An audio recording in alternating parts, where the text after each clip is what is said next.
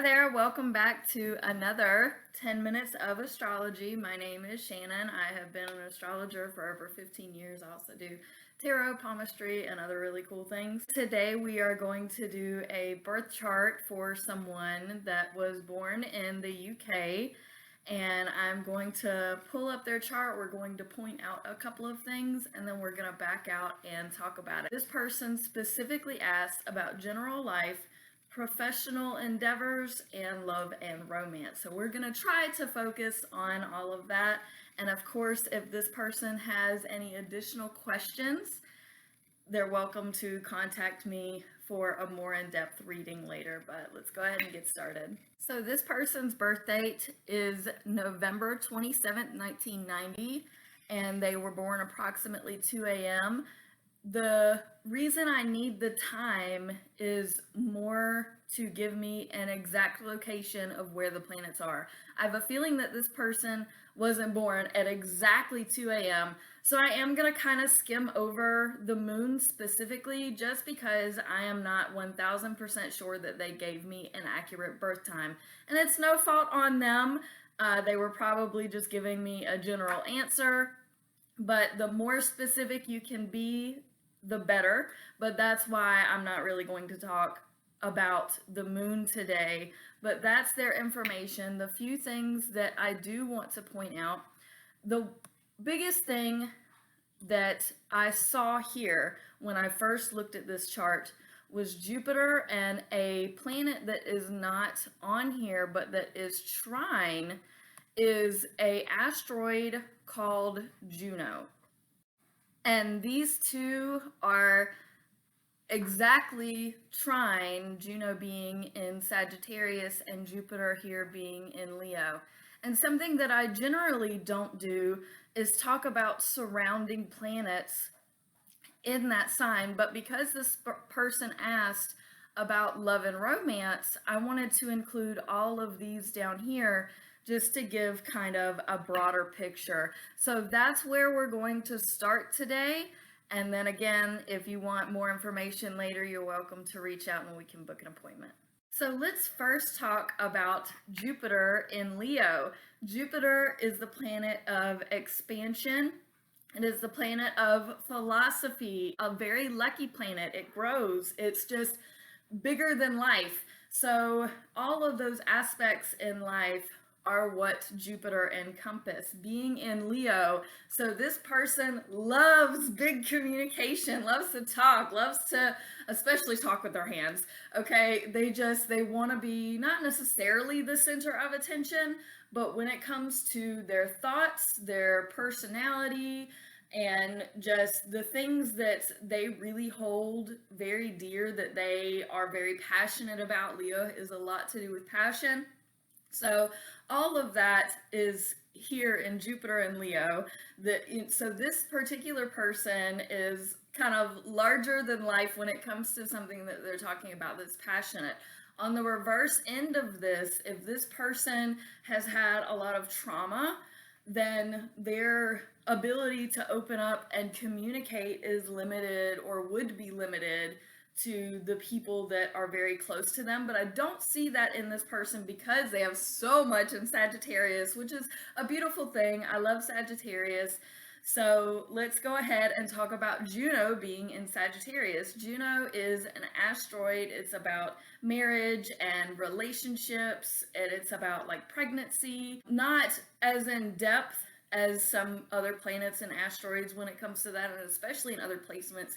Juno and Cancer would be like, oh, you're absolutely going to be a mother kind of placement. But Juno being in Sagittarius here, well, Sagittarius, that's usually not a place that you would see Juno, or if you do have Juno there, it's very quirky in relationships. Sagittarius is the straight shooter. Do what you want, gallivant around, half horse, half human. Archer, when it comes to their relationships and their love life, they need to be very open. They need to be very forward. And in return, Juno also means the person that you need to look for, as well as the type of relationship that you will likely have or that will be best suited for you. And Juno is about how you love as well in a sense.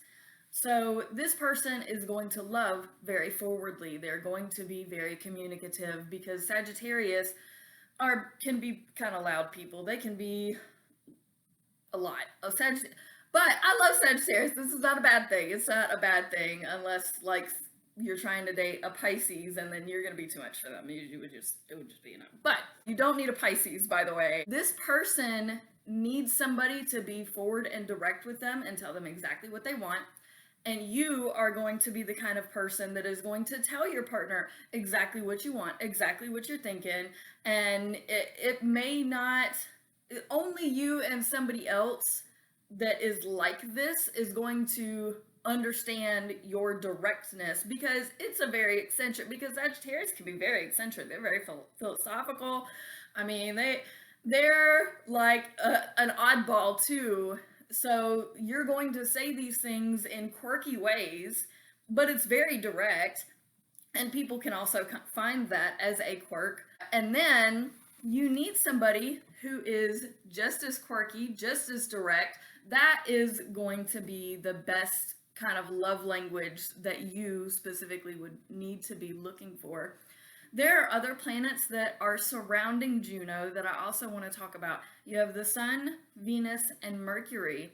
And even though I don't believe gave me a very specific birth time, I still believe that these planets are in about the place that they would be at this time. So I wanted to talk to you about it. So the Sun is daily life. You are a Sagittarius. It's in the early stages of Sagittarius. So you may lifelong feel like you're learning lifelong, and you probably love to learn, and everybody likes learning about themselves. Venus in Sagittarius, when it comes to your relationships, Venus encompasses all relationships. When it comes to those for you, it is the more fun, the better. The, more extreme, the more just, and it's not so much like Aquarius where it's friends first. In Sagittarius, it's fun first. You probably live by the YOLO thing, right? And that's a lot of fun. Mercury being in Sagittarius too, there's a lot of fun communication, and it's about education and philosophy and learning, and you are just kind of a very excited person. And if you don't have a large friend group, I would be a little surprised, because you have so much energy, you have so much fire in your chart. And it may likely be due to the fact that your moon is in Pisces. I don't know specifically where in Pisces. That moon in Pisces, you may be scared to make all of these bigger, broader connections. And I'm not telling you, because the moon represents who you are internally, how you internalize the external world.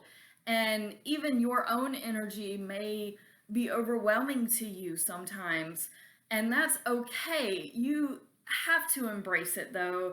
And even though this is a very debilitating place for you because you do have so much fire, I do believe you can overcome that if you allow yourself to. If you just shake it off and let it go, just do a thing, right? Do a thing. And allow yourself to breathe. I don't think with this particular placement you are breathing deeply enough, because it might catch in your chest, because the moon represents the breast specifically. The Leo is more of the heart, and the moon specifically is the breast, and then you have Pisces, which is the feet. So you may sometimes feel like you just are stuck into the ground. You don't know how to move. You don't know which way to go. And you're kind of battling within yourself sometimes, which is difficult to overcome. And I do see why you reached out with that regard. But with how much fire you have, you're going to have to embrace your energy and love that part of yourself, and just know that you have these vulnerabilities, and that's okay. It's okay to have vulnerabilities. When it comes to your work life, by the way, embrace your charisma in order to find more financial opportunities. So I really appreciate you watching. If you found this helpful, like it, share it, whatever you feel like doing with it. Remember to follow and subscribe. Thank you for watching. Peace out, fam.